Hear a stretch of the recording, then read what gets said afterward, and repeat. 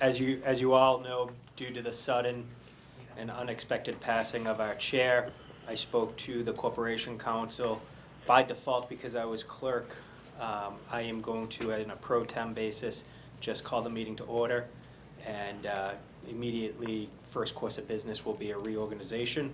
And then once that happens, I'll turn it over to the new chair. Before I forget, I want to make sure folks know if you do want to go into non-public session, there's a script right here that we have that I want to make sure gets out to people so you properly go into non-public by citing the right statute and following the proper decorum and protocol. So with that being said, I'm going to just take a call of the roll, and I practiced, so let me know. Like I said, my speech impaired kids can say it, so. I've been working on it, my Boston accent. All right, so Lori Wilshire, Judy Carlson, Mostly here. Lindsay Rinaldi, Marianne Lizzie Golia. Present. Nice job. Really good. Yeah? Nice job. All right. Nice job. Thank you, thank you. Rich Lannon, Yeah. Mary Lou Blaisdell, Here. Trish Cleet, Here. Huffing and puffing, but she's there. Breathed. Take a breath. Tracy Hall, Here. Tina Cassidy, Mayor Jim Donchis, Here. Brandon Laws. Here. With 1, 2, 3, 4, 5, 6, 7, 8. With 8 present of 11 members of the committee, we do have quorum. Next order of business will be the reorganization of the leadership of the Performing Arts Center Steering Committee. Do I hear a motion on the floor? Motion. I was going to say, I would move to nominate Rich Lannon for chair of the committee. Okay. Motion made by Mary Ann. See if you can say it twice. Yeah. Lizzie Golia, Second. with a second by Tracy Hall. Discussion. Any other nominations? Any other nominations? Yes. Thank you. Motion to close if none. Motion to close if none. Second.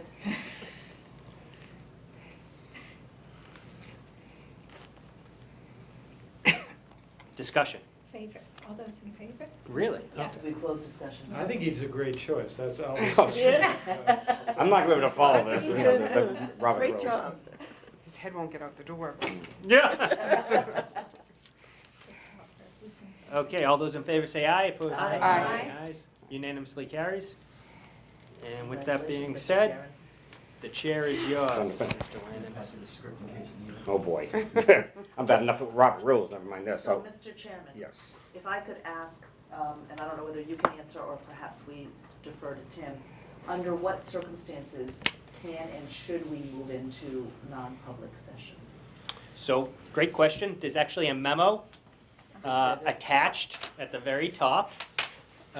Next page. So flip to the Rich. very Yeah, top. that's the script Okay. to give you. If you flip to the very first page, there's a memo from Steve Bolton, basically outlining the rationale and reasons why. My understanding is the RSA citation you'd be explicitly looking for in this, if you were to so want to move into non-public, would be subsection C, which I've highlighted, and that's relative to potential harm of reputation. And, Mr. Chair, if I may. Yes. Director Cummings and I chatted about this because, as you know, the Joint Special Building Committee is, they just appointed a construction manager for the middle school project. And for that, we went into non-public for the reasons cited and highlighted in the memo you have, so we could have discussion about the different applicants, and then came out to make our final decision. Thank you, Mr. Chairman. Okay. I guess the first order of business, because we did not have one last time, which is why Tim obviously stepped in, we didn't have a vice chair. So if I may, I would like to nominate Tracy Hall as vice chair. Do I have a second? Second. Discussion? Anybody slap my hands at Robert rules here? All in favor? Aye. Opposed? So we have the Lannon Hall ticket. Yeah, yeah, really. That's as far as that ticket's going, no offense. I don't want to be, one is bad enough. The only thing I will add, I guess, at the beginning is, obviously, Brian will be sorely missed from this committee, not obviously with a lot of things, but this committee as well, with his knowledge that I don't think, definitely me, or anybody else in this room could probably replace from construction and everything he's done, you know, for all the projects that are very similar to this. So that'll be a challenge. Laurie's not here yet, but Laurie, obviously, welcome her to the committee. She obviously has not been to the previous meetings, but I'm sure she will catch up quickly if she already hasn't. So Laurie, we'll wait for her to come. You know, I think the goal tonight, depending on time, will be, it would be great if we could actually come to a decision or recommendation on all three, construction, architectural, and operations, and at least that's my goal. We'll go in order that Tim put the agenda together, but if at all possible, unless it's just getting too late and we need to extend this to a different meeting, we gotta do what we gotta do. But I think that's at least my goal, especially with what's going on. The architectural, I think, is imperative that we move, which would be the hottest of the three, but something we need to move quickly so we can get an architect here. I do have a question, whether it's for the mayor or one of the aldermen here, but Jim, I'll ask you, I guess. What is the procedure, let's say whether it's one or all three, that we do a recommendation and we pick A, B, and C of all three categories tonight? What goes from there? Is that a decision, or I'm assuming that's a recommendation that goes before the Board of Aldermen? Correct. Is it just before the Board of Aldermen, or does that go to any committee? Because some of them are not financial yet. Like a construction manager, we're not paying them yet. So I wasn't sure, beyond the Board of Aldermen, what if any committees would it have to go to ratify those people? You know. Well, we ultimately would be paying the construction manager. We Right. ultimately would be paying the construction manager, so because ultimately the, cost would be incurred, that would have to be approved at least by the finance committee, and if the number were over $1 million, or if it were a multi-year contract, it would need to also be confirmed by the Board of Aldermen, by a majority vote. Okay. So finance and then Board of Aldermen. Yeah. But Board of Aldermen first to recommend to go into finance and Now, finance back? The spectacle management, I don't know, depends what the contract says. Yeah. Well, It's a multi-year contract, it has to be approved by the Board of Aldermen. Well, it's two things. It's a Well, is multi-year. the contract with the city, it's kind of a big question, but, at least at this point, I guess it's with the city, right? Right, and there would be a provision in there to assign it. Assign it to the nonprofit. Yeah, so, probably all three would need to go to Okay. the. So whatever's recommended tonight would go Goes to the board. to the board first. Well, probably finance first and then to the Board of It can go directly to finance. The board doesn't have to assign it to the, Aldermen. No, because, like any contract, contracts don't get passed by resolution, they simply Right. go before the finance, and then you see them on the kind of the communications. That makes sense. I guess, Jim, my only question would be, because there's been so much discussion at the Board of Aldermen around what's going on, could we maybe not at least, if it's possible, make them aware of it, even if it just goes out in a Yeah, memo? yeah. I mean, this is the way it normally Right, happens. If we right. wanted it to happen another way, we could make it happen another way. And I guess, I would just say if it could at least go out to the board at a minimum in a memo, so people are aware of what's going on, so they don't all of a sudden see a finance agenda and go. I mean, I'm sure with 4 of us here, people will know, but still to just officially notify them and So give them Tim or notice. somebody could write Or- an email, or Yeah. Rich could write an Rich. email to the Board of Aldermen. Board saying, of Aldermen. Committee has recommended the following. Right, we've met, we had so many proposals for each, and this is what we're recommending for these 3. Yeah. Okay.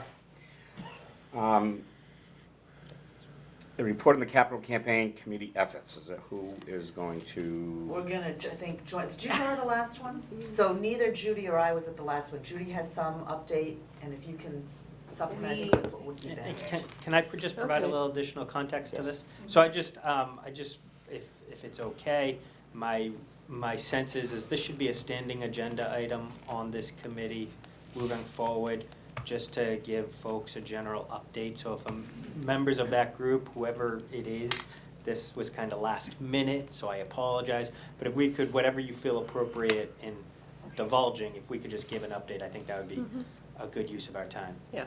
2 minutes or something. Yeah. Our last meeting was we've got a great committee. We've got a lot of, we've gone through a list of individuals who we have contacted and or met with, who have expressed very positive interest in making substantial donations to this. We've assigned individuals who will do a one-on-one with these individuals. It's progressing very well.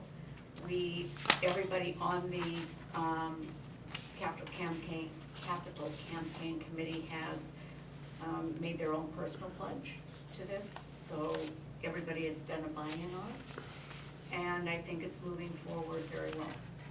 I feel very positive about it. Yes, and Deb Novotny is chairing Yes. the committee from Enterprise Bank. We're very happy that she took that on. I think it's going to make a big difference having somebody of her caliber be the chair. And we've also putting together a database for both pledges, which we're going to keep private to the committee itself, and then the actual payments, which we will be sharing with City Arts Nashua because they're going to be the fiscal sponsor. And we've worked out a process of doing both a handwritten thank you when a pledge or a donation is given, and then an actual formal acknowledgement letter from City Arts Nashua that we're preparing for them to keep their amount of work down, and that they will mail, and we will have the joint record of what the payments are, so we can do all the reporting back and forth until our 501c3 does have an IRS approval. And there's several eyes on that too, just to make sure everybody Right. understands. We've got a good process in place where it's not just 1 or 2 people, so everybody's in sync in what's been come in and where it is and what's been done. Anything else? I will pass these along. Betsy McNamara sent these in an email, and these are the actual pledge forms that everybody in the capital campaign committee have had, and I think you passed it around in one of the joint meetings, so some of you may have it, but if anybody doesn't have one, take one, and It was I'm also sure. given to all of the aldermen too. Okay, It great. was So put if in you their haven't had boxes. one, and lastly, before I forget, I think a lot of you have my cell phone. I mean, I am, again, available for criticism, comments, questions, whatever. Is there anybody does not have my cell phone? I think everybody does. All right. I mean, So I is don't the know. Four issue, nine- Give is it the- later, yes. so it's not in the minutes. okay, wait, Yeah, I don't even, it's on my website, so I don't care. But so this provides for 5 years, 5-year pledge, is that pledge. what that does? Yes. Or 5-year payments of a pledge made now. Yeah, right, yeah, Unless you want to give it all at once. yeah. So from a we capital welcome. campaign, from a traditional capital campaign perspective, signing the pledge form is the equivalent of making a gift. Right. Whether the payment comes immediately when that pledge form is signed, or it's paid in installments, that's considered the legal making of a gift, is signing the pledge card.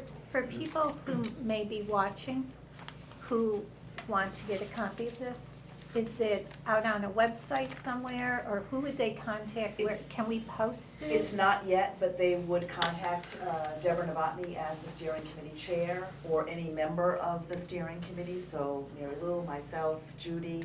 I'm on the committee as well. Rich is on the committee, Trish is on the committee. I'm on the committee, I mean, all of us are on the Oh, steering. no, on the capital, Oh, the specifically on the capital, capital capital campaign. campaign committee. We can forward it our- via email. Yep, so if anyone is interested, they can reach any of us, and we can, at this point in the campaign, again, for those who are listening who may not be familiar with how a capital campaign typically works, at this point, we are focusing on truly high-end leadership gifts. Normally, those are done on a one-on-one basis. We would sit down with anyone who has an interest, and loosely speaking, those are six-figure gifts and up, minus the decimal point. That's really what we are out and seeking right now, and Right. so if someone does have an interest in that, they could reach out to anyone who's on the capital campaign committee and have those conversations. For those who are looking at another level, we'll be rolling that out within the next probably 2 or 3 months. Where we'll start actively talking to people. So they shouldn't seek to make a pledge now? They can if it's, this is a point where we really are looking at one-on-one meetings, so simply because there's not a million of us out there doing that, the focal point is on the larger gifts. If somebody had a small gift or smaller gift, I don't wanna say small, because every gift is significant, they can certainly call and we can fit that in, but we're really focusing our Anybody attention who on wants the to large come one. forward, they'll take their money. Yep, we'll certainly Right, and- talk to anyone. And I guess I've had a couple of people talk to me, and so if someone wanted to make a $50,000 gift, I think they understand. We'll take it. They can call us at any point. But I think they understand, like, you're looking for 6 figures. But if they had one of these, they would fill it out Absolutely. independently. Yep. So can we just at least make this available some way? If someone says, I don't need to talk to them, I'm not gonna do 6 figures, but Yep. I may wanna do 20,000, I may We're- wanna yep, do the only 10. thing- The only thing I would hesitate on right now, so any of those gifts, we just wanna make sure they understand the idea of making a gift over time. Right. And that they can make it in different ways on a credit card, they can make it by gifts of stock, different things like that that may be options for people. This form still has a few TBDs, where Okay. we're looking for exactly where it will be available on the website, things like that. That's the only reason I probably wouldn't put this out right now, Okay. because there's a couple of places where we're still missing some information. Okay. I would say it's probably, we're not more than a week or 2 weeks out probably of getting some of this stuff. We have a meeting on this Right. Thursday where Yep. we'll perfect some of this, and we're putting a whole packet together. Okay. So there's more information that will be in a concise place for people to go to. Yeah, I And don't think the we other want to thing start that yet. the other thing I didn't mention, we actually are putting together a website, just a small, very small website just for the capital campaign. It's gonna have all the materials on it, it will have the pledge forms. We're Okay. waiting, we have to have City Arts National firmly on board, so that whole process is part of it, and that's gonna be reviewed. And we're also just starting, now in December, looking at recruiting people. We already have some people who are very interested to start the planning, not the execution, but the planning for the public phase of the campaign, because we want to make that big, we want to make it really broad, and to do that, it has to be well-planned and well-thought out. So we're recruiting volunteers, and in January, we'll start the planning process for the public phase to be executed at a later date that we all agree on is appropriate. I would add one more thing if I might, Mr. Chairman. It certainly is coming close to the end of a calendar year, and often people do want to make year-end gifts for tax purposes and things like that. If someone was considering something like that and wanted to speak with one of us about doing that, by all means, we recognize that that may be a reason to make a gift sooner rather than later. How can they Certainly. get a hold of? So, Who they need to get a hold of?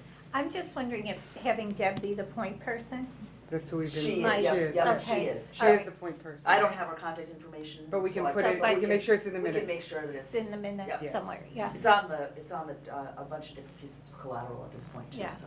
But I think just put it in the minutes, that way the Yep. public knows. Yep.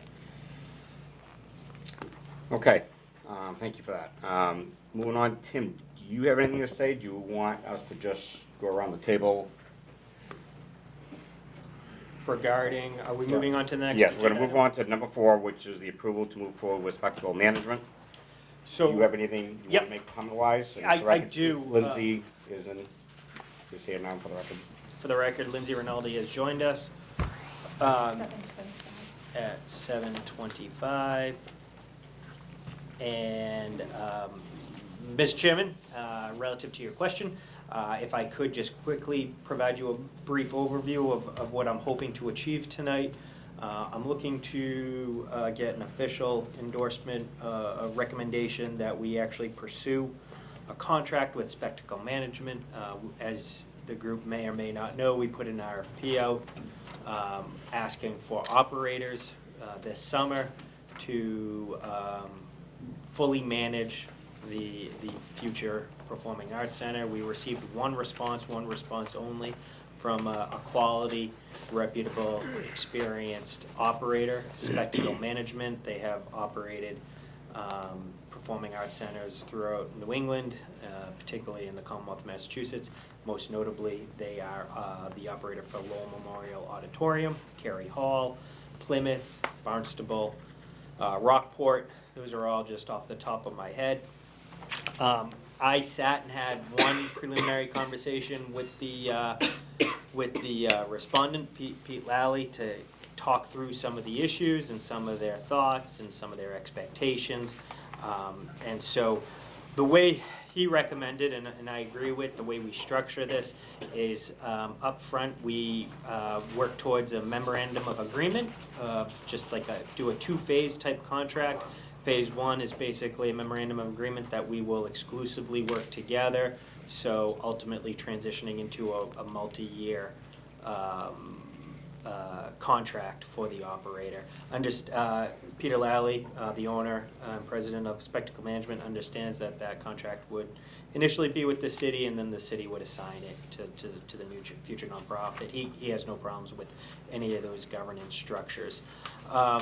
So couple key points for me to highlight relative to Spectacle Management. He being Peter Lally, really would like to see the facility open at any point in time, but it's crucial for September 2020. If you're going to do it, it's a more of a fall-ish type of opening to run with a performing arts center type of traditional schedule. If it opens before, that's fine. It might be a little bit more quieter from his standpoint, just due to the way the bookings work. I explained to Peter that we didn't necessarily have as robust of budget as maybe he was thinking, and so some of the items he outlined up front relative to having an office on Main Street or having a retainer type consulting service was not going to be plausible. He totally understood that. Still willing to participate in the design conversations up front, but no expectation on payment. It doesn't need to be a quote unquote performing arts center consultant for us. Totally understands that, willing to work with us with the budget that we have, which is zero. And so that would, some of the ideas that were put out in his RFP were just kind of what if, blue sky type of concepts that he just wanted to put on the table, but ultimately he just wants to work with us. Next item, and probably most importantly, recommendation relative to the endowment fund that he gave was it's unnecessary, not one he would ever want to encourage us to pursue. He would rather whatever money was put towards the operational costs of the Performing Arts Center be more directed towards marketing, and then in particular he was actually going to commit to marketing and do it on behalf of either Main Street or do some sort of strategic partnership type marketing, so that money could go towards some of the small businesses on Main Street, in terms of strategic marketing type of opportunities.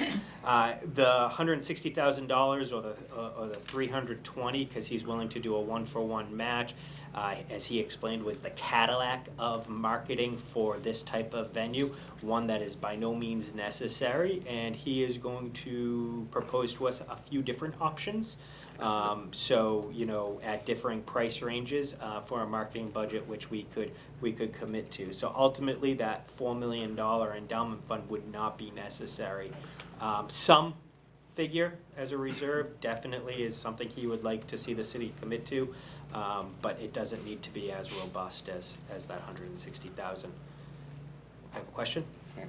You meant the earnings from the $4 million. Correct, which translates into Exactly. approximately Right. $160,000. Just for the audience to hear. We're not spending the $4 million on marketing, the earnings of it. Relative to gallery space, one thing I really wanted to press him on was to make sure he understood that this wasn't just solely for Performance Arts Center space, but the city has a bigger, more robust concept of a performing arts center facility, and so we wanted to have visual arts there and present. And he was very excited and very flexible and very much wanted to have some gallery presence. In particular, he mentioned the concepts that we saw in Portsmouth relative to 3S and making it interactive or gallery space that could be used as entertaining. So I wanted to make sure the group was aware of that. Lastly, he made a very strong recommendation we look on having it on the first floor. And so when he comes in, and if he is part of the design conversation, he wanted to make sure the group understood that he has a strong opinion that the design take place on the first floor. He recommended that we look at Hanover Theater in Worcester, Mass. As an example of a potential first floor type concept that kept that active first floor streetscaping.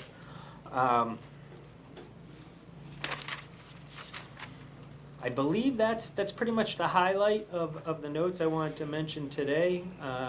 The way I left it with him was that I wanted to make sure that I was on proper footing to fully engage him. If that turned out to be accurate, I told him I would be back in touch with him in December. We would start working through the details, hopefully have a memorandum of agreement in place by the 1st of January. Any questions? Just an observation, I also read that he strongly, very strongly suggests we go with 700 seats to make it economically viable. That really came across in his proposal. No question. Yep. Yeah, just to follow up on that, Judy, I think after we met with Peter, a few of us were talking and really recognized the importance of having whoever the operator was going to be online to work with the architects. So I think that's going to be good. Just some of you know I've been to Cary Hall, and one of the things that impressed me when I went there was when you walked in, there was a table and there was information from a number of restaurants as well as a couple of B&Bs in Lexington. So if you were coming to a show and you hadn't had dinner, you would know where to go to get dinner afterwards. Or, you know, if you were coming in for another show, there were B&Bs there. So you could see that he was in that facility working with the businesses. So I was very impressed just to see that there, and it was right out there. It wasn't like it was in a little corner. You couldn't help but, you know, go by and see it. And Mr. Chairman, I would add to that, because I've also been to Cary. Oh, I okay. actually send your ticket holder an email in advance that lists the different places you can go and have dinner or drinks or whatever prior to. Yeah. So they do a really good job of marketing He was And- very the impressive. programs. And is that, does he do the marketing on that particular, or he does it like Lowell Auditorium, does he does soup to nuts? I know Yeah. most of them he does, but not all of them, so That one Okay. he does. he does. yeah. And not to get off subject, but I know going back a couple meetings ago, Tim, you had mentioned going to Providence and suggested, because a lot of the architects all brought up the same theater. Is that still, I know you went, I believe, and I didn't know if that's something. Is that the Moses Brown? Yeah, Moses Moses Brown. Brown. So whether it's a, you know, again, whether it's a group or just, you know, I don't know, whatever you suggest. The Moses Brown Theater sounds like from the architectural side, a lot of them were kind of thinking that that's kind of our idea, what we're looking to do here. And he's obviously saying to look at the Hanover Theater from his perspective. So there's a couple of ideas. So just to clarify, he was speaking relative to the first floor and how to Right. keep that all Okay. engaged. Relative to Providence, I don't want that to push off a decision tonight about an I architect. totally agree. Yeah. But if the group wants to go down and look at this theater, I would highly recommend it. The reason why I went is because actually the sound engineering consultant, for those of you who may or may not know, is the same one for all the proposals, pulled me aside and said, you really should go down and look at this theater. And I did with him. And this was even him submitting a proposal. It was back during the feasibility stage when he was working on behalf of Brunner Cott. And without question, it was the only group theater that I think took the concepts that I've heard discussed at a table and actually had them tangibly in hand. And so, well worth a trip down there if the group would like to do that, and I'd be happy to organize it. It is part of a school, it's a boarding school, and we would for elementary through high school, so we would have to make special arrangements in advance and get permission to be on campus, but they were very open to showing off this facility. The other reason why I liked it, it was brand new construction, and it was less than $12 million, so it was very appropriate. So anyway, I don't want to Nope, hijack that's this fine. conversation. Nope. Yep, Right agreed. now, I'm hoping to get some sort of formal motion relative to pursuing a conversation with Spectacle Management. Are there any other questions or? Nope, I was gonna make a Okay. motion. Oh, go No. ahead, and I'll second I it. make a motion that we progress with Spectacle Management. And I'll second that. Any other discussion? All in favor? Aye. Opposed? One down, two to go. All right. So, Mr. Chair, next issue at hand is relative to construction management. As you are aware, we issued an RFP this summer for construction management services. We received 12 or 13 responses. We identified 4 to actually have conversations with: North Branch, Wendover, Harvey, and Fulcrum. Fulcrum declined to move forward because they had a full plate and they didn't feel like they could provide us with the service level that they would want to provide us and the timeline that we would be looking for. So they respectfully bowed out, leaving with 3 construction managers, which we interviewed. North Branch, Wendover, Harvey. I'm here this evening seeking some sort of direction from the group to advance the conversation. Okay. I wasn't here for Yeah. the interviews, but I reread everything the last couple days. I don't know what the feeling of the entire group is, but reading through these 3, it seems to me Harvey knows the city. Harvey has done a lot of work for us. My vote would be to go towards, in all of these 3, they were my number 1 choice, for me personally. Hey, Ronald, anybody else have an opinion? Yes. I want to second what you said. I truly feel that they knew the city. They've done a lot of contracts. We know, we feel comfortable with them. I did not have any issues with North Branch or Wendover, but when it came to knowing what the city was, probably my only negative was Harvey, well, I shouldn't say negative. Towards the other ones, the one thing that I liked about Harvey was they were the only ones that addressed, if we were to knock the building down, what the disruption would be to all sides. They were the only ones that kind of brought that to our attention, where we were thinking about possibly, starting from anew. They said, yeah, but you have to remember you're gonna have all this other one. They were the only ones that thought that far. So that alone, they knew the city well enough to know what our traffic patterns and so on, which made me feel very comfortable with them. I mean, is there anybody else that has a preference other than Harvey that you would want to give a strong opinion on for a good reason? I move that we award the contract to Harvey. Do we have a second? Mary Lou, second. Any other discussion? All in favor? Can I Oh. just clarify? Discussion? Yep. And yeah, it's not award, but Thank recommend you. to the Board Thank- of Aldermen. Tracy said it. Yeah, recommend that I move that we recommend to the Board of Aldermen that the city enter into a contract with Harvey for construction management. The second still standing. Yes. No other discussion? All in favor? Aye. Opposed? 2 out of 2. Oh, we're rolling. Now we're rolling, now, the This fun was a one. little difficult. So, Tim? Yes, thank you. So again, Mr. Chair, and for the edification of this group and the audience members at home, we issued an RFP this summer for design, architecture, and engineering services. We received 10 or 12 proposals, and from that, we as a group decided we would shortlist 6 for interviews: KMW Architecture, Marvell, Elkis Manfredi, Brunercott, Icon Architecture, Design Lab. Design Lab was in partnership with Dennis Myers. We have interviewed all of the designers. They have submitted their differing proposals, thoughts and concepts. I'm here this evening looking for direction and as to what this group would recommend for us to continue pursuing a conversation with one of these groups. I know this one is obviously more difficult, number one, because there's obviously more people, and everybody has their own, I mean, each one of them had their own ideas and thoughts, and I think they were all could do the job, so I'm big on the process of elimination. I don't know if we want to think about going down the list, which is, I think this list was basically put together based on when we interviewed them from a time, no other reason. So maybe go through them. From the first one at like KMW, does anybody have a strong opinion that we should at least look harder at them and maybe try to narrow this down to a couple for further discussion? Unless anybody wants to just have an opinion off the top of the head. I don't know.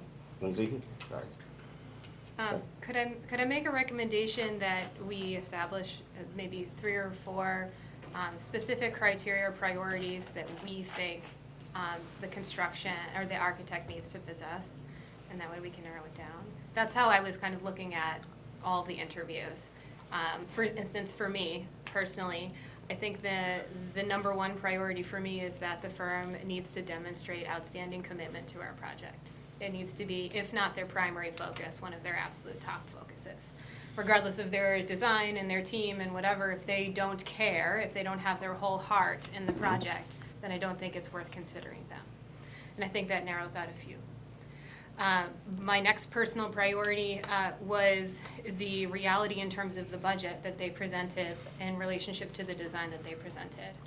I think that is obviously of very high importance, making sure that the ideas that they presented were not only pleasing to achieving our mission, but also were realistic in terms of the available money that we had. And thirdly, what I found to be most important in terms of priority was the actual suggestion of the design, the feasibility of the design, the logistics of the design, and how that could help us achieve the center that we want. So I don't know if people want to add to that, but those were some of the 3 things that I felt were really essential when I was looking at all these firms. I know John just had his hand up, along with Lindsay. I don't know if you want. Well, I agree that those are important criteria, and I'm sure people have different thoughts here. Though everyone will agree with this, I think we're on the verge of doing a really successful project. I mean, these architects, all the ideas, I mean, it went beyond what I really thought we could do in terms of what at least some of them presented. And I think, as long as we can get this vote out of the Board of Aldermen, this little amendment in a week or so, I think we are just, looking at a fantastic project for Nashua. And so that's as a preamble. To me, I think because we are stretching, we're spending a lot of money, we're using up, I'd say, some political capital to try to get this done. We need to do something fairly, really as spectacular as we can. Something that will be a great performance, flexible and great performance space, but also will relate well to the street, will cause interest, to be a design that people will notice, and from Nashua and beyond. So we can become a focal point. We can demonstrate and create a product that's better than anything in the region, better than Manchester, Londonderry, Keene, Lowell. So I think the design and the creativity and the capability of the architects is quite important. And at least to me, the ones that spoke to me the most were 2. And I know this one probably is my first choice, but it may not be others. The first one I thought was Marvell. And the reason I sort of was with them and very interested in them from the beginning is that when Bruder Cott and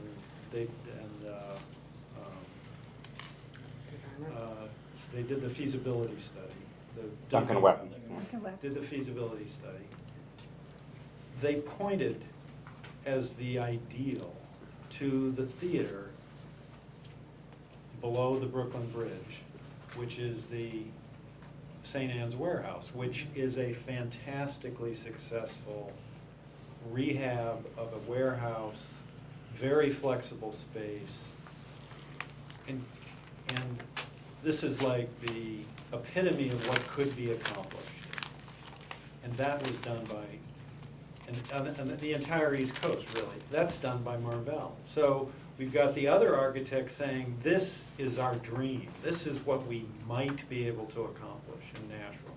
And we have the architects of this place interested in doing our project. So to me, I mean, it was fortunate that I was, in a way, even surprised they applied. But they did, and I think they could do a good job. But number two, so that's, I won't go on too long, but I think Marvell is really a premier architectural firm. Number two was Icon. They came in, they had the courage to tell us that and Marvell did this to some degree, but not to the same degree. They told us that our concept plan was flawed. And they said, number one, it should not, they said, stronger than anyone else, although Marvell proposed doing it on the first floor as well, but they said stronger than anyone else, you can't put this on the second floor for various reasons that Lindsay has articulated, and I guess Lally as well, all of which makes sense. They said that we should put, and even more than that, more surprising than that, they said that we should reverse the orientation of the theater and put the entrance on Main Street and put the stage down at the other end with the possibility of creating a fly above, which would greatly enhance the flexibility of the space. Now, I think any of our architects could could design that type of thing, or at least do that configuration, but they did have the boldness and the imagination to come up with those thoughts, which, you have to give them a lot of credit for. And I think in the end, we probably should go with that concept. But of course, that's a group decision to be made later with the architect. But those two, I thought, are the most capable of producing for us a very spectacular product within budget that we can be very proud to show on Nashville's Main Street. I think Marion's question, and after that, I think maybe it is a good idea, if you don't object, is to go around, whether you want to start after whatever question you have, and give us your top two. Let's narrow this down. Okay. But whatever question or Well, comment you and had first. actually, I just wanted to add to it because I think it's really important to look at who has experience doing renovation versus who sent most of their work in as new.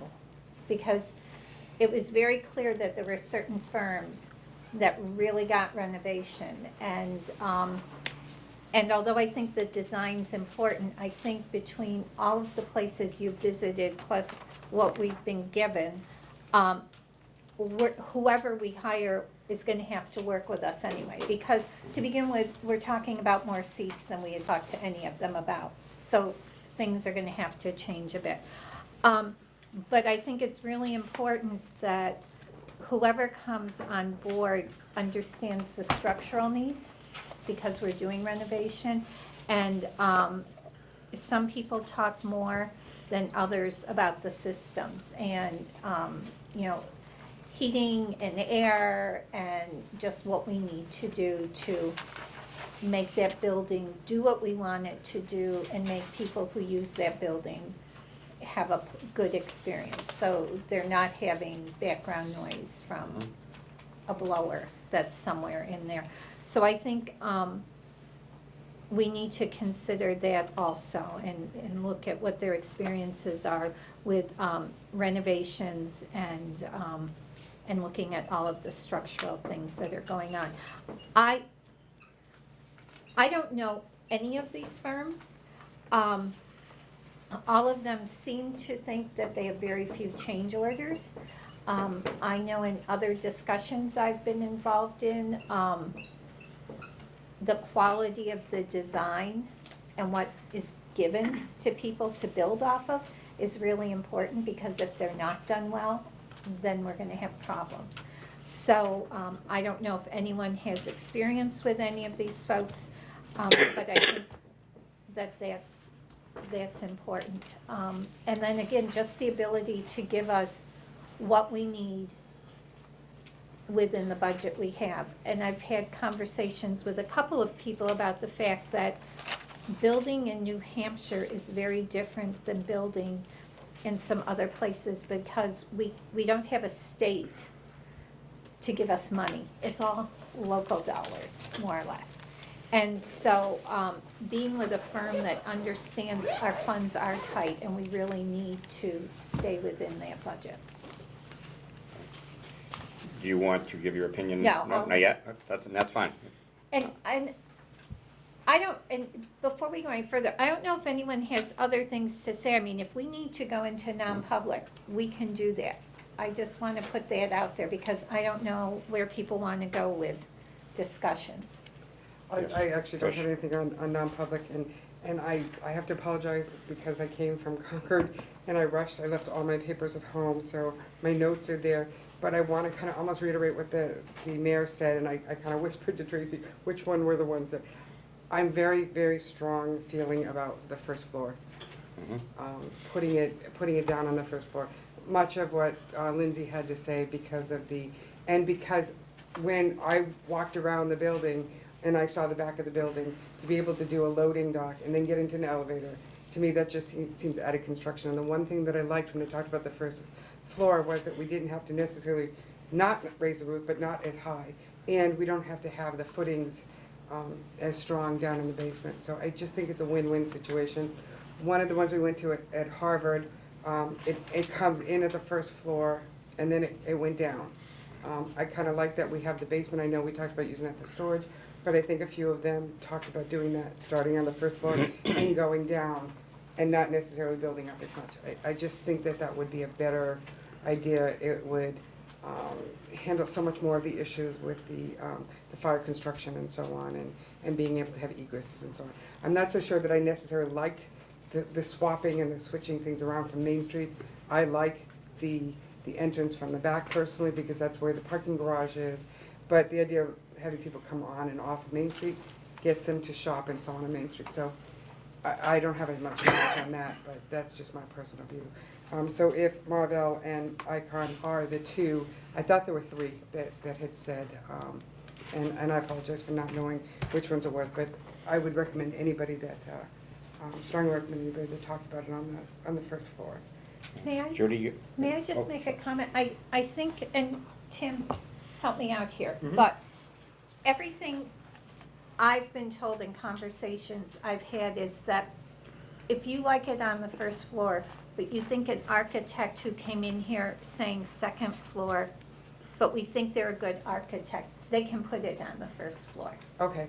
So I guess that was my point. Is that correct? That's correct. Because I think every one of us has a wish list Right. of what we would like to see to enliven Main Street, what we would like the back entrance to look Mhm. like, how we would like, you Right. know, from the garage, what we would like in there, how big of a gallery, how small, all of those things. And those are all the design things. And so it's like looking at who's here, who do we think has the team and the experience with old buildings to give us what we want, when we finally hire them and say, okay, this is what we want. Mhm. Who has done rehab? I thought all of them. Some of them, Icon has done them, yeah, all of them have. Every one of them, because we Yeah. asked them. I'm not sure which one of us, but it might have been Lindsay had asked about which one of you has experience with historic buildings and so Yeah. on, and building on such. It was I have interesting, some of those notes if you Okay, want me to yeah. just review Yes, for the please. group. yeah, The three firms that recommended a first floor option were Marvel, Icon, and KMW. Okay. The the firms that have significant rehab experience, although they do have it, the ones that had the most were Brunner, Cott, Elkis, Manfredi, and Icon. Right. That's Just what my I, notes. and that's what I had from going through what they gave us. I kind of went through and said, who says new, who says Reno. So, yeah. Judy? Just to review. I attended all of them, but then I came down with this cold at the end of our vacation, so I decided I would watch the links to the videos, and I actually made it through all of them because I had nothing better to do than blow my nose. It was really interesting to watch them the second time and watch them all together, kind of like binge watching your favorite cereal on TV. You know? Definitely But- not the same. I really, even more the second time around, was impressed by Icon because they came in and they did something very different from everybody else. They were looking at not only physical things, like the whole thing about nobody caught if you raise the whole roof, you know, you have the snow issue and you're gonna have to pay to fix Michael's roof, down to if you do a box within a box, you not only have less expensive stuff that you have to put in the basement to hold it all up. The whole thing of having fly space and the presidium and a stage and hooking that into the building behind, and they showed how one that they designed kind of fit into it. And then the whole thing of making the space on both sides, because they emphasized both sides and probably would have an entrance on both sides, so it would liven both Main Street, where it should be the main marquee, and the Pearl Street as well. And then they talked about, they were the only, it was like they had read spectacles thing. They said right off the bat, you have got to have 700 seats if you want to have this viable. They had an excellent theater consultant. They said you have to be flexible, and they gave all sorts of options of what you could do with the space, including a founder's lounge. And it was all based on making money with this facility to make it economically viable in the long term. And that's what really impressed me, that they really got into that much more than any of the others did, that's how they designed. And, you know, this whole emphasis on flexibility, the ability to use it more often, and to be able to make it economically feasible and exciting all at the same time. And, I mean, they even cited the NEA saying, you know, if you invest X amount of money, you make $3 to $12 per money, you know, the amount of money you invest back again in a performing arts center. It's a statistic. So, I mean, after seeing this again, I kind of agreed with you. I was liking Marvel as well. But I thought Icon really stood out. I mean, I think what, hearing it on Tim was saying, there's no doubt, I mean, any one of these, if we tell them, Right. We were look, fortunate. if you wanna, you know, we decided as a group to be on the first floor, they're gonna do it. I mean, every one of these architects could build the exact same thing if we outlined everything we wanted to do.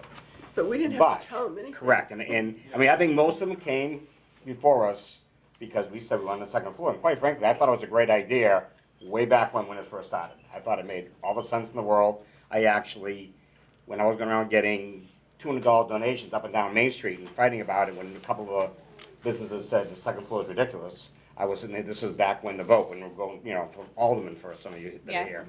And there was a couple of them that thought it was ridiculous, and I told them that they were crazy, this is great, we have all this retail, being a landlord, we have this retail, we have this, you know, we're gonna lose all that, that's foolish, take advantage of it. And use the Lowell Auditorium actually isn't I go there a fair amount, I was born in Lowell and living in Pelham, we go at least 3 or 4 times a year.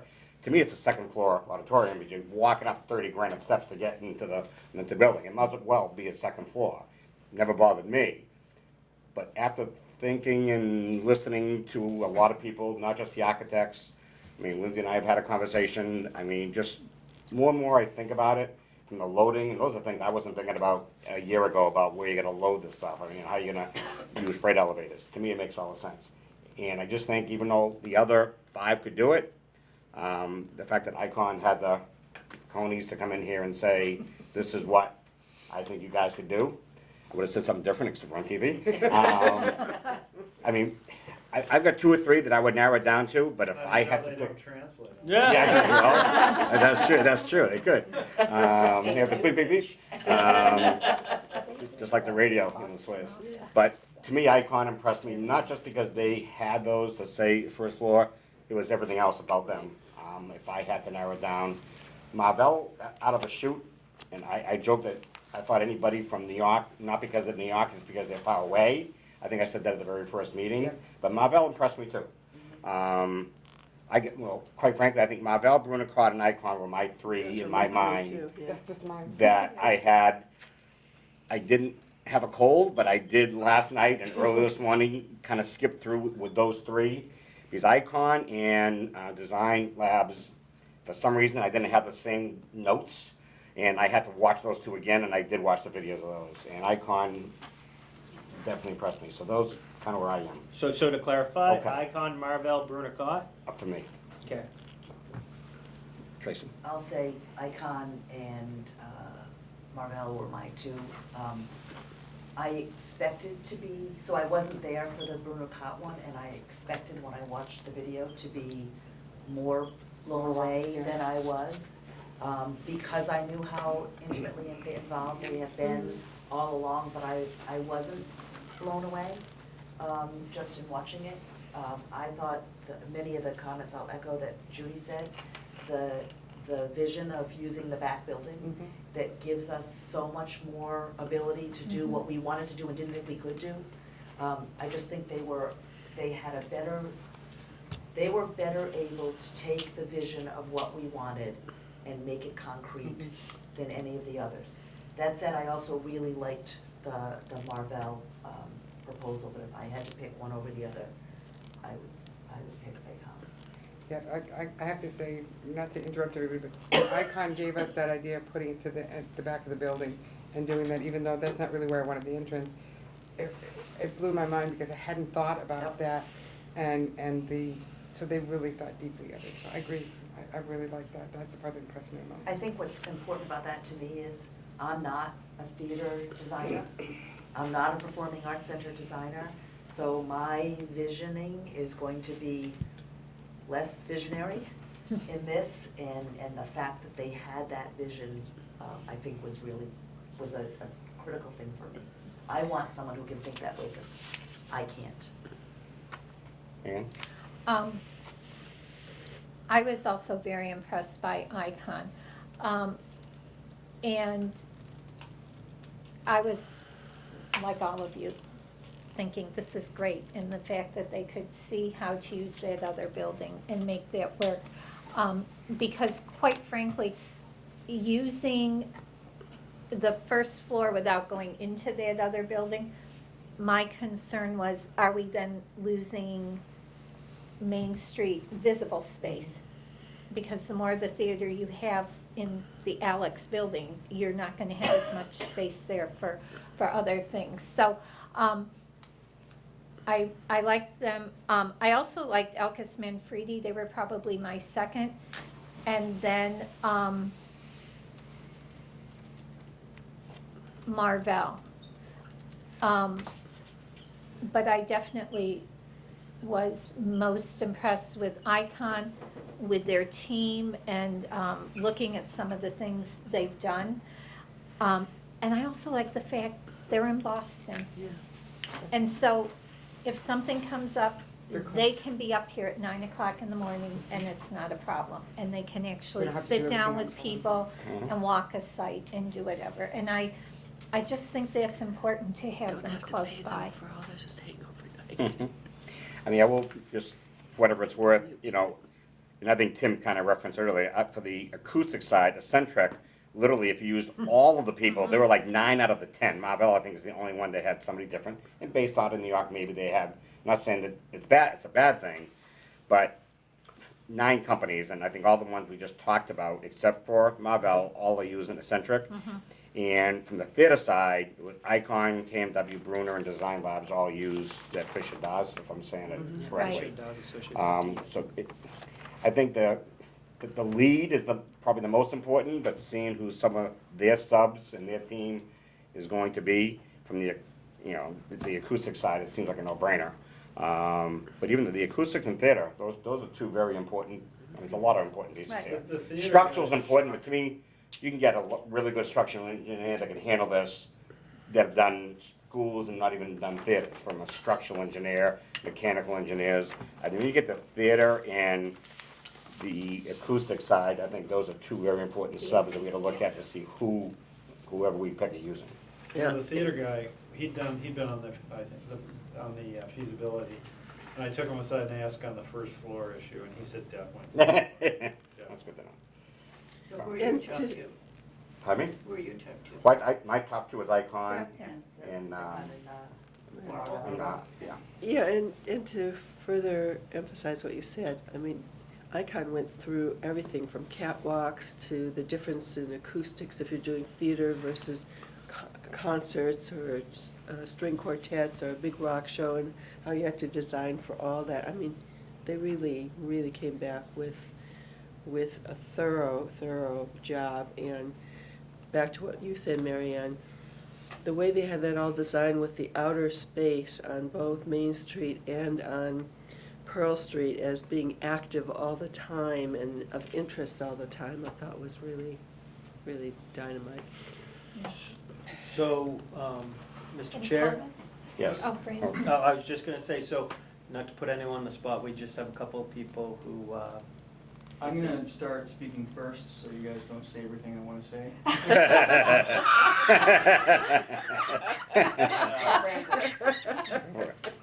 To Tracy's point, I anticipate there's gonna be a moment where all of us not being professional architects are gonna be scratching our heads, and it means a lot to me that Icon came to the table and was like, you guys aren't professional architects, let us do the thinking here.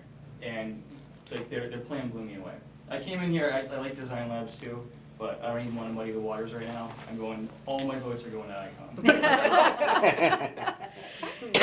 I'm with Brandon. I like design labs, but I agree, Icon. did I just hear Icon and Design Lab? Yeah.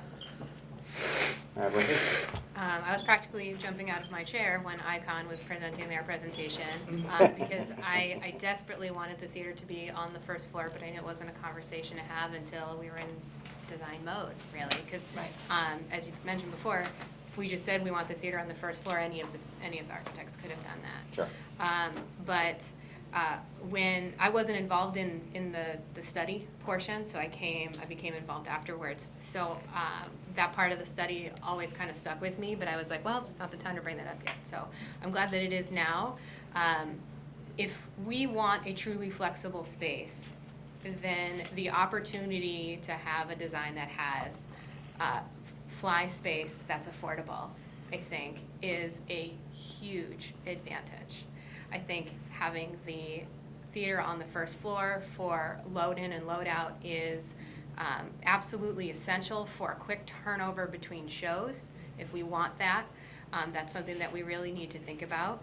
And I was thrilled that again, I'd love to tell you, said, I'm not a theater designer. I couldn't figure out how we could get the theater the way we wanted and the retail space and whatever all at the same time. But I think Icon's design was the only one that really did that.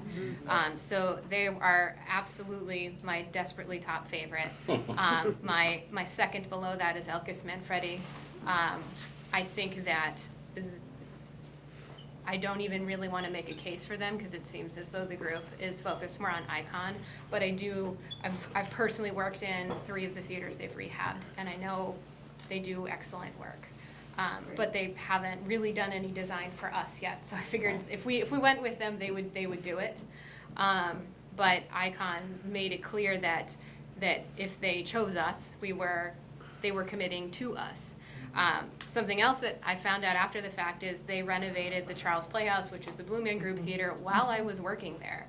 And I didn't notice them so much, so that's good. Right. That means that the way they were organizing their construction when we were open was very well managed. There were small inconveniences, but not a lot as an employee, and certainly not for the guests.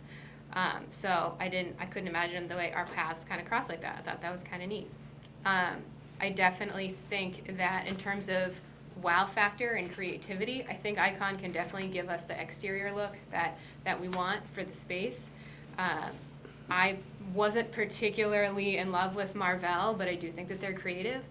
My personal challenge with Marvell is I wonder how much of, and maybe this is me being a small town girl, but how much New York glitz are they going to be able to take out while still giving us a product that fits where we are?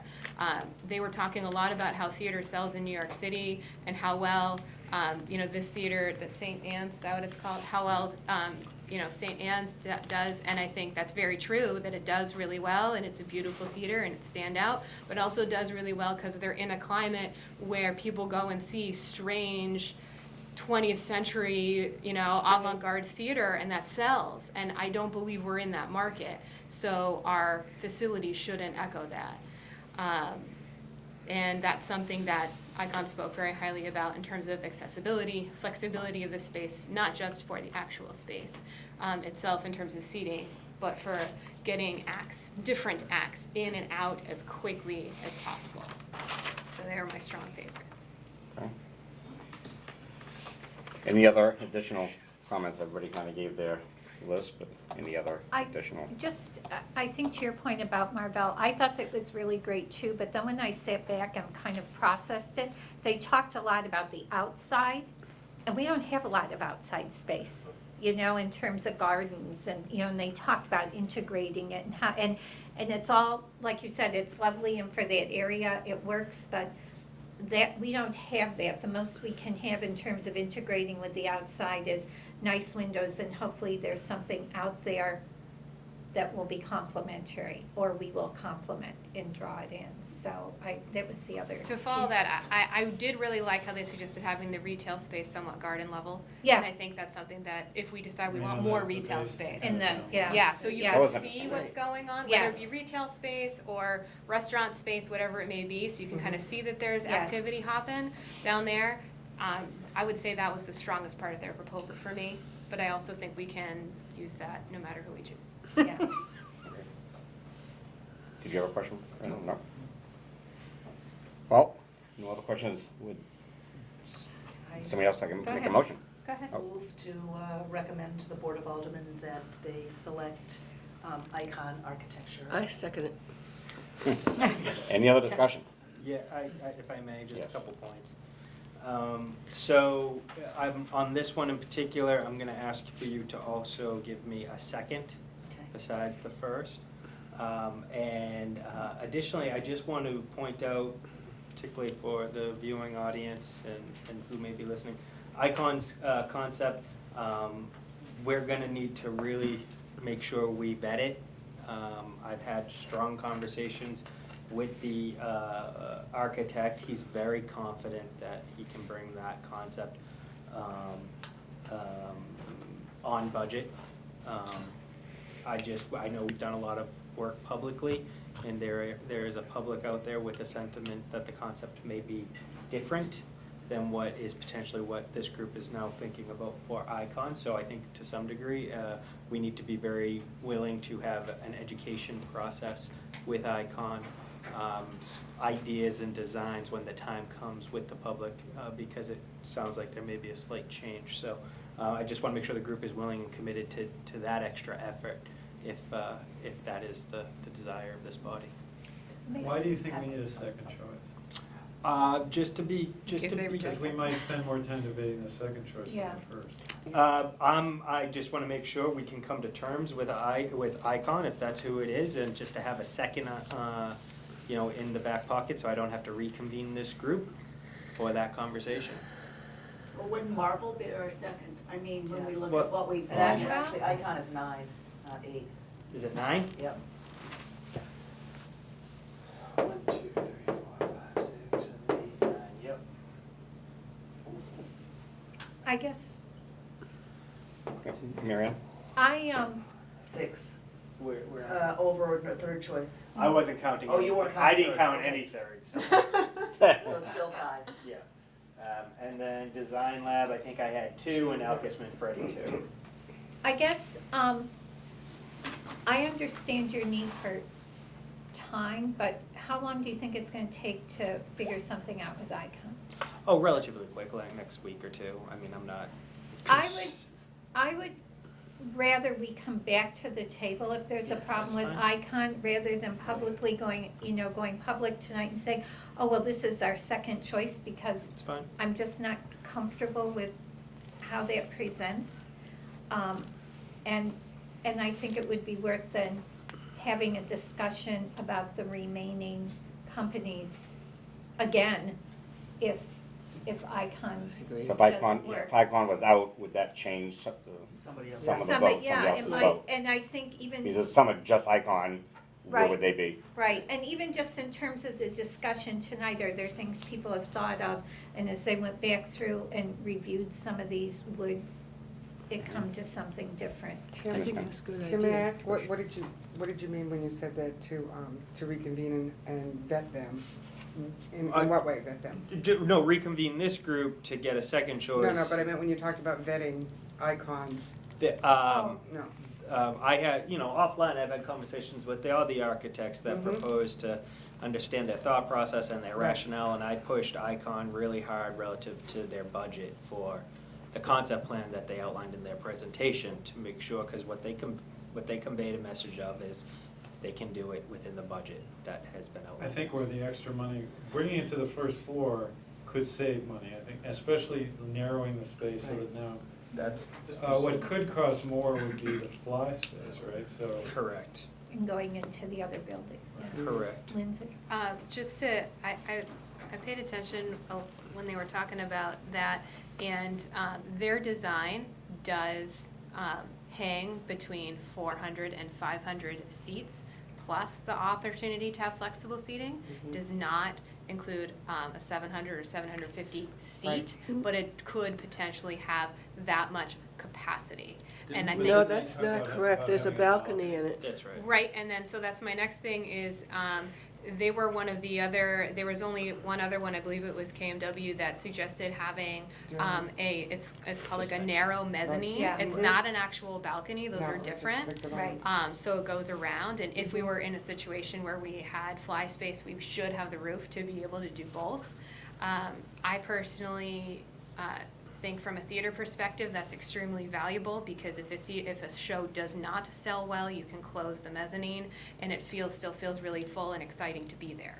And I think having that option is very valuable if we have the budget to accomplish that kind of height, which in Icon's design, it seems as though we do.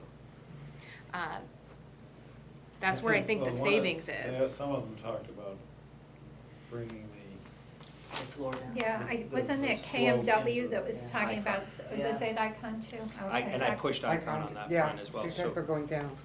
So what Icon talked about relative to the floor going down, and I know others have raised this as an issue, was what they were using was a case study from Canada, Mhm. and that floor in particular went down. It's What called I- a pit lift. What Icon is saying is this, in this version, it will stay flat. Hmm. Which is what we need for Right, the more. right. Oh, for the- Right. Flexible Yeah. seating, right. We need the Icon- flat floor.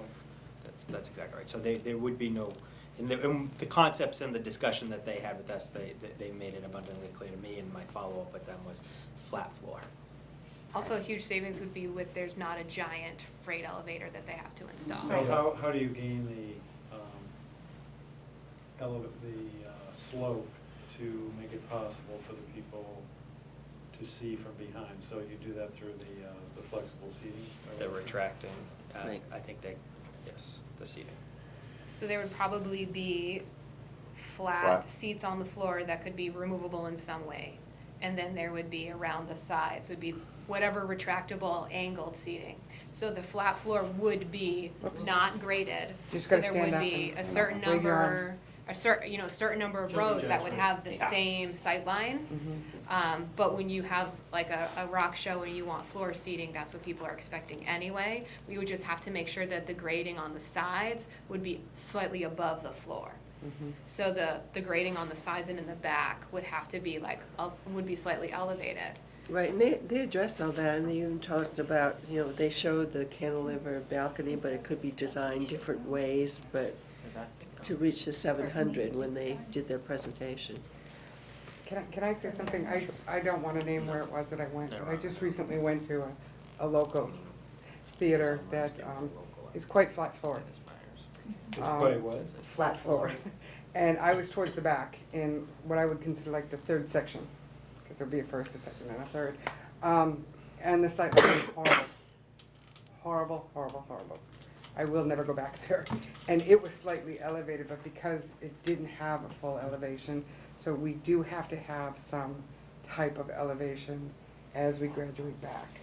I thought Icon had talked about They did. being able to put Yeah, like they the did. step ups, like they have 2 rows on one and then go up 2 and then, as a possibility. They didn't necessarily have it in their plan, but they talked about that particular one. So we can't go complete flat floor without doing some kind of gradient, but it could be removable. And I thought that they had talked about that. They did. And it would be easy to put it in and out. They did. Yeah. Brandon? I'm just a little concerned about this, worrying about the budget thing. You and me both. And We all and are. here, it's larger than just Icon, because I think if there's one thing that's fleshes itself out tonight, so we all agree pretty much on the concept of having first floor, front to back, fly space, retractable seating. So whether we go with Icon or not, like, the problem isn't with Icon, it's with us. Are we expecting too much out of this performing arts center for the budget that we have? I think we have to rely on all them to direct us in that way, Yeah, because right. we don't know, do we? Uh, I mean, we're novices at this. Exactly. Except for Lindsay. And what all of them have represented is we have enough budget to Right. be able to accommodate They all were- the They different were aspirations. explicitly asked that and Their said question, yes. each one, I yeah. asked them, I think. And But- Mr. Chairman, if Yep. I think because they came in with a design that was what we're looking for, I actually trust their numbers more than I trust the numbers of somebody else that we I turn know. around to. Just I wanna know, make sure. that's what I'm Design it thinking. that way. Great point. And we Exactly. then ask them to come in and Totally. redesign with a new design with the Right. same amount of I money. know, I was Exactly. looking They're at trying to fit anything. a square peg in a round hole, Right. whereas Yeah. I was This totally is a surprised round they're around, represented. yeah. Right, they came in with the design that seems to be the most palatable with the numbers that are numbers that within It's there gonna be a little without nervous having. around. Well, we're all nervous, we're gonna make them come in on the budget. Right, Oh, I yeah. think, they all spent the time, obviously, and they know there's a budget. I mean, it's not like a budget to a private individual. They can say, well, they'll just spend more money to make it right. They have to be at least comfortable that we're in the ballpark, Yeah. or they, again, yeah, if we all of a sudden start asking, oh, we want 1,200 seats, and we want this, we want that, that's a different story. But I think based on the direction we have, I can't think that they, sure, if we told them we just found another $5 million, I'm sure they'll find a way to spend it. But I don't think that's gonna be necessary, or it's not gonna happen anyway. I'm having a minor heart attack It's over here. always necessary, it just probably It goes. just ain't so- happening. Okay, Yeah. yes, we haven't had the vote. Is there any other discussion? Note for the Do you wanna record. close it before Lori has to? Yeah! We won't put you on the spot, Lori. So we had Join a second, correct? Yes. Okay. Yeah. Moved and Yeah, seconded. Judy. No further discussion? All in favor? Aye. Opposed? So the record should reflect that was unanimously. That was Yes. unanimous.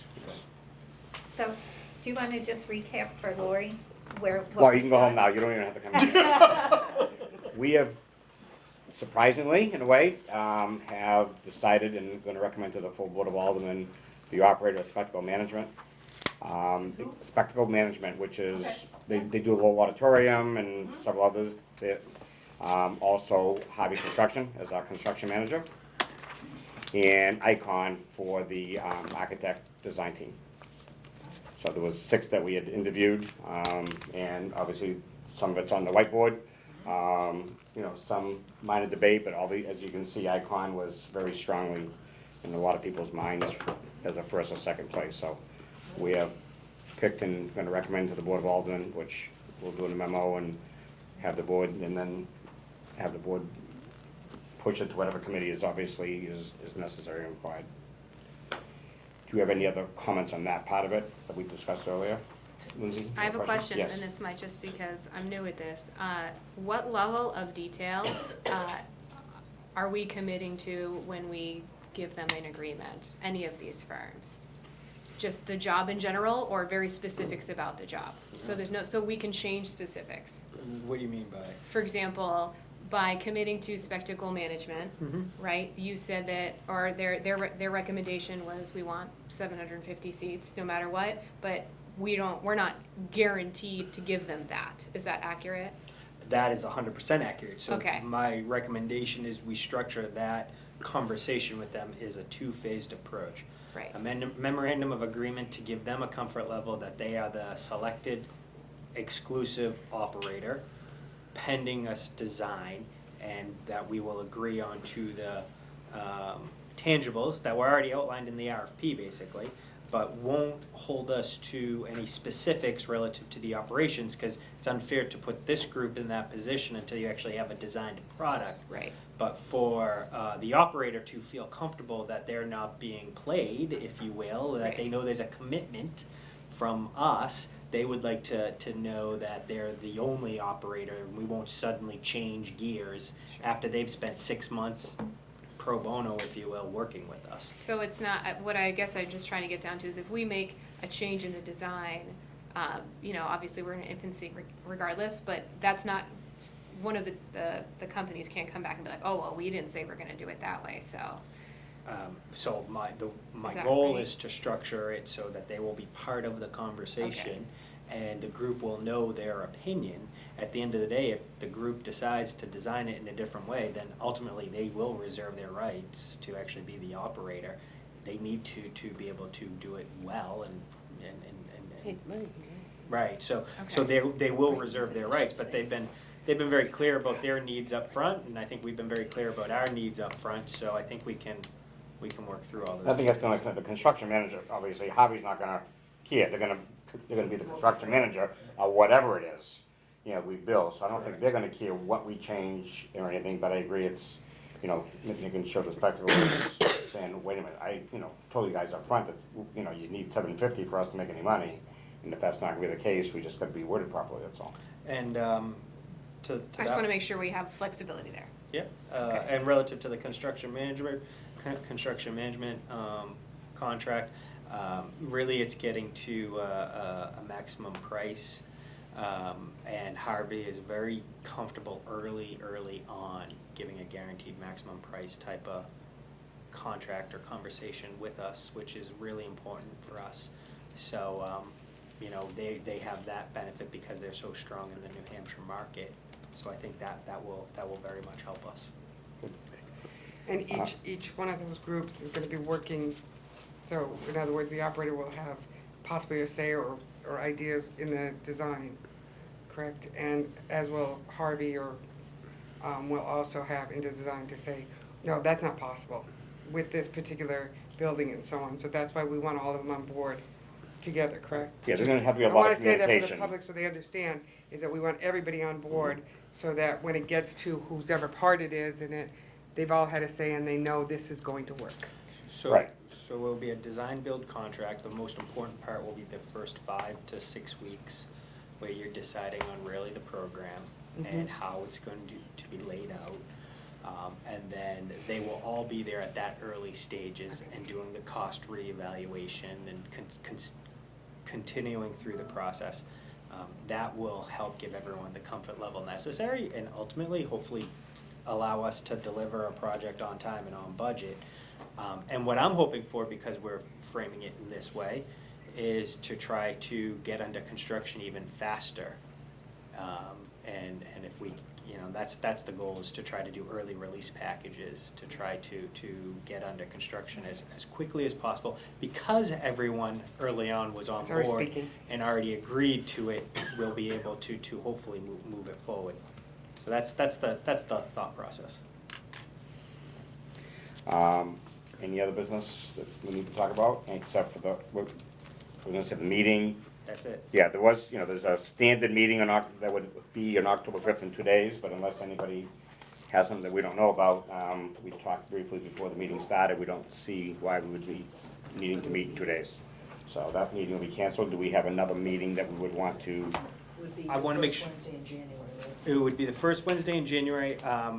We're going to need to have a conversation about meeting more regularly come January.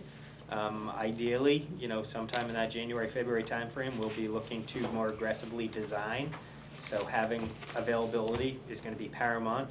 I can send a doodle poll out to get consensus from folks. There's a meeting, full Board of Aldermen, on December 11th, where there's an amendment to the bond. If all of you could be there and speak, that would be in favor in particular, that would be extremely helpful. And that's the only other. Is that at 7? I believe 7:30. 7:30. 7:30. That is the only other But if you wanna announcement. speak, you have to get there beforehand and sign out. Yes. On the list that says, Business to be Items to be conducted. acted upon this evening. Yes. the items to be That's acted the upon first- this evening. Yeah. Public comment period. That way you speak early rather than way at the end. The Well, end is for all do of you have us. any questions? I know you just came in, we gave you the 30-second overview, but. I have a lot of questions, but I'm gonna save them for Tim. Sounds good to me. Everybody else in this room thanks you for that. You bet. Nothing else, motion to adjourn at, So whatever, 8:32, I think? So moved. Okay, all in favor? Aye.